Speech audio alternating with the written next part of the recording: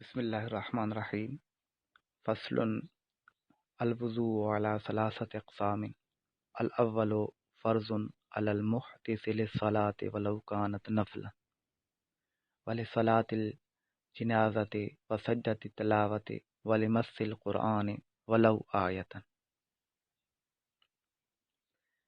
وضو کے اوصاف کے بارے میں فصل بیان کر رہے ہیں کہ فرمایا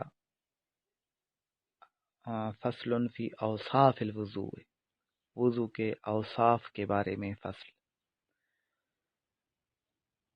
یعنی وضو کی جہاں اس فصل میں 3 قسمیں بیان کریں گے کہ کب وضو کرنا فرض ہوتا ہے، کب سنت ہوتا ہے اور کب مستحب ہوتا ہے، نہیں کب فرض ہوتا ہے، کب واجب ہوتا ہے اور کب مستحب ہوتا ہے۔ یہ 3 قسمیں بیان کریں گے، اور 3 قسموں کے بیان کا مقصد یہ نہیں ہے کہ باقی قسمیں ہیں نہیں، باقی بھی پائی جاتی ہیں، یہ زیادہ تر پائی جاتی ہیں، اکثر یہی 3 قسمیں پائی جاتی ہیں، وگرنہ ایک قسم مکروہ بھی ہے، اور مکروہ یہ کہ جگہ تبدیل کیے بغیر وضو پر وضو کرنا یہ مکروہ ہوتا ہے۔ اسی طرح علامہ طحطاوی نے لکھا ہے کہ وقف اور مدارس کے پانی کو وضو کے لیے استعمال کرنا یہ حرام ہوتا ہے، کیونکہ وہ مدارس کے جہاں پر مساجد وغیرہ نہیں ہیں، وہ پانی وقف کا پانی ہوتا ہے، اور وہ طالب علموں کے لیے اور مدرسہ والوں کے لیے ہی ہوتا ہے، تو غیر آدمی کا وہاں پر وضو وغیرہ کرنا یہ وقف کا پانی ہے، تو اس شخص کے لیے یہ پانی استعمال کرنا حرام ہوگا۔ فرمایا الوضوء علی ثلاثة اقسام، وضو 3 اقسام پر ہے۔ الاول فرض، پہلی قسم فرض ہے، علی المحدث للصلاۃ، محدث پر نماز کے لیے وضو کرنا فرض ہے، ولو کانت نفلا، اگرچہ وہ نماز نفل ہو، یعنی کوئی شخص اگر بے وضو ہے اور وہ نماز پڑھنا چاہتا ہے، چاہے وہ نفلی نماز ہی کیوں نہ ہو، تو اس شخص کے لیے نماز پڑھنے سے پہلے وضو کرنا فرض ہوگا۔ وَلِصَلَاةِ الجنازۃ، اور نماز جنازہ کے لیے، یعنی نماز جنازہ کے لیے بھی وضو کرنا فرض ہے۔ وسجدۃ التلاوت، اور سجدہ تلاوت کے لیے، وَلِمَسِّ القرآن وَلَوْ آیَةً، اور قرآن کو چھونے کے لیے اگرچہ ایک ہی آیت ہو، اور وہ آیت چاہے کاغذ پر لکھی ہوئی ہو، چاہے درہم پر لکھی ہوئی ہو، چاہے انگوٹھی پر لکھی ہوئی ہو، یا چاہے دیوار وغیرہ جہاں بھی لکھی ہوئی ہوگی، اس کو چھونا بغیر وضو کے گناہ ہوگا، اور اس کو چھونے کے لیے وضو کرنا فرض ہوگا۔ تو وضو کی یہ فرض صورتیں بتائیں، ایک یہ کہ نماز پڑھنے کے لیے چاہے وہ نفلی نماز کیوں نہ ہو، اس کے لیے وضو کرنا فرض ہوگا، نماز جنازہ کے لیے، سجدہ تلاوت کے لیے، اور قرآن پاک کی چاہے ایک آیت کیوں نہ ہو، اس کو چھونے کے لیے وضو کرنا فرض ہے۔ وَالثَّانِيُ واجب، اور دوسری قسم واجب ہے، للطواف بالکعبۃ، اور اس قسم میں صاحب کتاب نے صرف ایک صورت بتائی، اور کعبے کا طواف کرنے کے لیے، یعنی کعبے کا طواف کرنے کے لیے وضو کرنا واجب ہوتا ہے۔ وَالثالث مندوب، اور تیسری قسم مستحب ہے، وَلِلنَّوْمِ عَلَى طَهَارَةٍ وَإِذَا اسْتَيْقَظَ مِنْهُ، اب تیسری قسم بتا رہے ہیں مستحب ہونے کی، کہ کون کون سی صورتوں میں وضو کرنا مستحب ہے۔ فرمایا للنوم علی طہارت، حالت طہارت پر سونے کے لیے، یعنی سونے سے پہلے وضو کرنا یہ مستحب ہے۔ اور اس کے بارے میں علامہ طحطاوی نے تھوڑی سی وضاحت کی ہے. وہ فرماتے ہیں کہ وضو کر کے آئے اور اسی طہارت پر سو جائے تو تب اس کو استحباب کا ثواب حاصل ہوگا.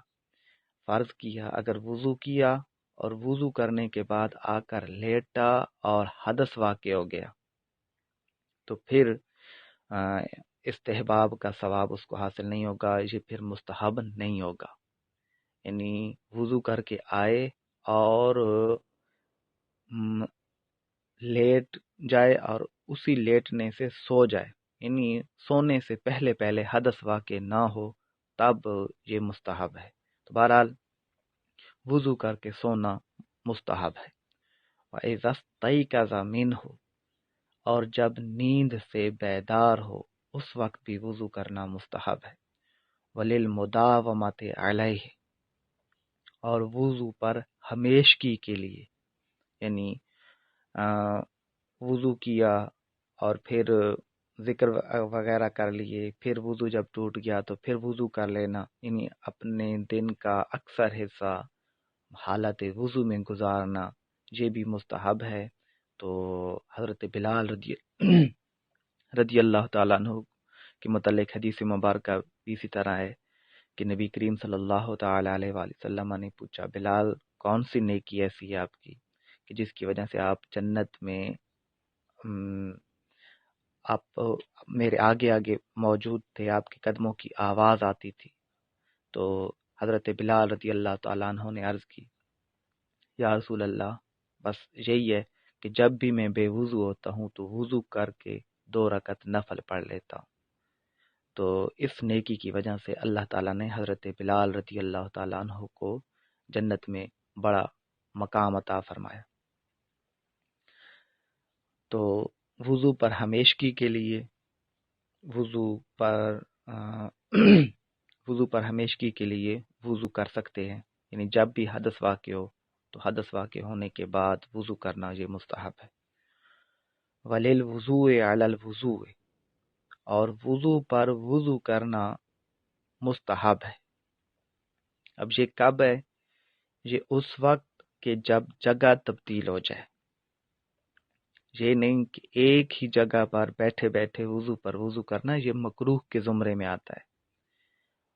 اور یہاں وَلِلْوُضُوءِ عَلَى الْوُضُوءِ، وضو پر وضو کرنا، اس کا مطلب یہ کہ وضو کیا، پھر کچھ ذکر اذکار یا نوافل وغیرہ پڑھ لیے اور پھر حدث واقع نہیں ہوا بلکہ کچھ اور کام کرنا چاہتا ہے یا نفل پڑھنا چاہتا ہے، حدث واقع نہیں ہوا لیکن پھر وضو کو تازہ کرنا چاہتا ہے تو یہ مستحب ہے. وَبَعْدِ غِیبَةٍ، اچھا وَلِلْوُضُوءِ عَلَى الْوُضُوء کے بارے میں ایک بات یہ بھی سماعت فرما لیجئے کہ وضو کیا اور کسی قسم کی کوئی عبادت وغیرہ نہ کی تو پھر وضو کرنا یہ مکروہ کے زمرے میں آئے گا. تو اس کے لیے یہ ہے کہ وضو کیا، کچھ ذکر اذکار کر لینے چاہیے یا کوئی عبادت وغیرہ کر لینی چاہیے، اور پھر حدث واقع نہ ہو اور نماز کا وقت آ گیا، وضو ہے لیکن پھر وضو کو تازہ کرنا چاہتا ہے تو یہ پھر اس کے لیے مستحب ہوگا. تو یہ نہیں کہ وضو کیا اور کوئی ذکر اذکار بھی نہیں کیا، کوئی عبادت بھی نہیں کی اور پھر وضو تازہ کرنا چاہتا ہے، تو ایسا نہیں کرنا چاہیے، یہ مکروہ کے زمرے میں آئے گا. اسی طرح جگہ تبدیل کرنا بھی ضروری ہے، اور دو وضوؤں کے درمیان کوئی عبادت کرنا یا ذکر اذکار کرنا یہ بھی ضروری ہے. وَبَعْدِ غِیبَةٍ، اور غیبت کے بعد، یعنی کسی کی غیبت کہتے ہیں ایسی بات کرنا کہ جو مسلمان بھائی کے سامنے اگر کی جائے تو اس کو ناپسند لگے، اور اس کی غیر موجودگی میں ایسی بات کسی کے سامنے کرنا یہ غیبت کہلاتا ہے. تو غیبت اگر کسی کی کر لی تو اس کے بعد وضو کرنا یہ مستحب ہوتا ہے. وَکِذْبٍ، اور جھوٹ بولنے کے بعد. وَنَمِیمَةٍ، اور چغلی کھانے کے بعد. چغلی یہ ہے کہ ایک فرد یا ایک گروہ کی باتیں دوسرے فرد یا دوسرے گروہ کو بتانا کہ جس سے فساد پیدا ہو، جھگڑا پیدا ہو، تو یہ چغلی کہلاتا ہے۔ اور چغلی کھانے کے بعد بھی وضو کرنا مستحب ہے۔ وہ کل خطیئت، اور ہر گناہ کے بعد، یہ غیبت، جھوٹ، چغلی اور ہر گناہ کے بعد وضو کو مستحب اس لیے قرار دیا گیا کہ وضو گناہوں کو مٹانے والا ہوتا ہے، تو تاکہ وضو سے یہ گناہ ختم ہو جائیں، اس نیت سے وضو کر لینا چاہیے۔ لیکن یہ ہے کہ غیبت، جھوٹ، چغلی یہ گناہ کبیرہ ہیں، اور گناہ کبیرہ کی توبہ کا الگ طریقہ کار ہے۔ تو بہرحال وضو کے مستحب ہونے کا مطلب یہ نہیں کہ غیبت کی، جھوٹ بولا، چغلی کھائی یا کوئی گناہ کیا اور وضو کر لیا تو اس کا گناہ معاف ہو جائے گا، اس کو توبہ کرنے کی ضرورت بھی نہیں ہوگی۔ وَإِنشَادِ شعر، اور شعر کہنا، یعنی اشعار پڑھنے کے بعد بھی وضو کرنا مستحب ہے۔ جہاں اشعار سے مراد کبیح اشعار ہیں، یعنی بےہودہ قسم کے اشعار پڑھنے کے بعد وضو کرنا مستحب ہے۔ وَقَہْقَہَةٍ خارج الصلاۃ، اور نماز کے باہر کہا لگانے سے وضو کرنا مستحب ہے۔ خارج الصلاۃ اس لیے کہا کہ نماز کے اگر اندر کہا لگایا تو پھر نماز بھی ٹوٹ جائے گی اور وضو بھی ٹوٹ جائے گا، اور پھر وضو کرنا اس کے لیے ضروری ہوگا۔ کہا کہتے ہیں اتنے زور سے ہنسنا کہ کوئی دوسرا اگر ساتھ ہو تو وہ سن لے۔ تو نماز سے باہر اگر کسی نے کہا لگایا تو وضو کرنا مستحب ہوتا ہے۔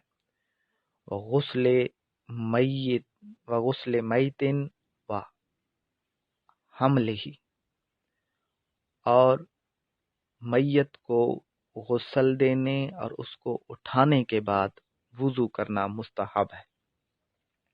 جہاں پر علامہ طحطاوی نے حاشیے میں لکھا ہے کہ چونکہ حدیث مبارکہ میں ہے کہ میت کو غسل دینے کے بعد غسل دینے والے کے لیے غسل کرنا مستحب ہے، تو یہاں تھوڑا تسامو وغیرہ کہہ لیں صاحب کتاب سے ہوا ہے، یا یہ ہے کہ جہاں تھوڑا غور و فکر کا مقام ہے۔ حدیث مبارکہ میں علامہ طحطاوی نے لکھا کہ حدیث مبارکہ میں میت کو غسل دینے والے کے لیے غسل مستحب لکھا گیا ہے، اور میت کو اٹھانے والے کے لیے حدیث مبارکہ میں وضو کا فرمایا گیا ہے۔ کہ حدیث مبارکہ میں ہے سرکار صلی اللہ علیہ وآلہ وسلم نے ارشاد فرمایا، من غسل میتا فلیغتسل ومن حملہ فلیتوضا، کہ جس نے میت کو غسل دیا اسے چاہیے کہ وہ غسل کرے، اور جس نے میت کو اٹھایا اسے چاہیے کہ وہ وضو کرے۔ تو غسال کے لیے، میت کو غسل دینے والے کے لیے غسل کرنا مستحب ہے، اور میت کو اٹھانے والے کے لیے وضو کرنا مستحب ہے۔ جہاں غسل میت کے لیے وضو کا مستحب ہونا یہ درست نہیں ہے۔ والے وقت کل صلاۃ، اور ہر نماز کے وقت کے لیے وضو کرنا مستحب ہے، یعنی جب بھی نماز کا وقت ہو اس نماز کے لیے تازہ وضو کیا جائے، یہ مستحب ہے۔ وقبل غسل جنابت، اور غسل جنابت سے پہلے وضو کرنا مستحب ہے۔ وللجنوب عند اکل و شرب و نوم و وطی، اور جنبی کے لیے کھانے پینے اور سونے کے وقت وضو کرنا مستحب ہے، یعنی کوئی شخص جنبی ہے اس پر غسل فرض ہے، اور جنوب میں عورت بھی حیض اور نفاس والی جو ہوگی وہ بھی شامل ہوگی، یعنی اگر کوئی عورت حیض والی ہے اور وہ کھانا چاہتی ہے یا پینا چاہتی ہے یا سونا چاہتی ہے، یا جس طرح ہمارے گھروں میں مختلف کام ہے، پکانا چاہتی ہے، آٹا گوندنا چاہتی ہے، تو وہ ان چیزوں کے لیے اگر وضو کرے گی تو مستحب ہوگا۔ اور اس طرح اگر مرد جنبی ہے جس پر غسل فرض ہے تو اس شخص کے لیے کھانے پینے اور سونے کے لیے وضو کرنا مستحب ہوگا۔ وَوَطْئٍ وَلِغَضَبٍ، اور اسی طرح کوئی شخص جنبی ہے، اس پر غسل فرض ہے اور پھر وہ وطی کرنا چاہتا ہے، یعنی ایک مرتبہ بیوی سے جماع کیا اور پھر دوسری مرتبہ جماع کرنا چاہتا ہے غسل کرنے سے پہلے، تو اس کے لیے مستحب ہے کہ وہ وضو کر لے۔ تو جنبی کے لیے کھانے کے وقت، پینے کے وقت، سونے کے وقت اور وطی کے وقت وضو کرنا مستحب ہے۔ وَلِغَضَبٍ، آگے مستحب کی صورت بتائی کہ غصے کے وقت وضو کرنا مستحب ہے، اس لیے کہ غصہ آگ سے پیدا کیا گیا ہے، اور غصہ شیطان کی وجہ سے پیدا ہوتا ہے، شیطان آگ سے پیدا کیا گیا ہے، اور آگ پانی سے بجھ جاتی ہے، یعنی وضو کرنے سے غصہ ٹھنڈا ہو جائے گا۔ واللہ اعلم بحقیقت الکلام۔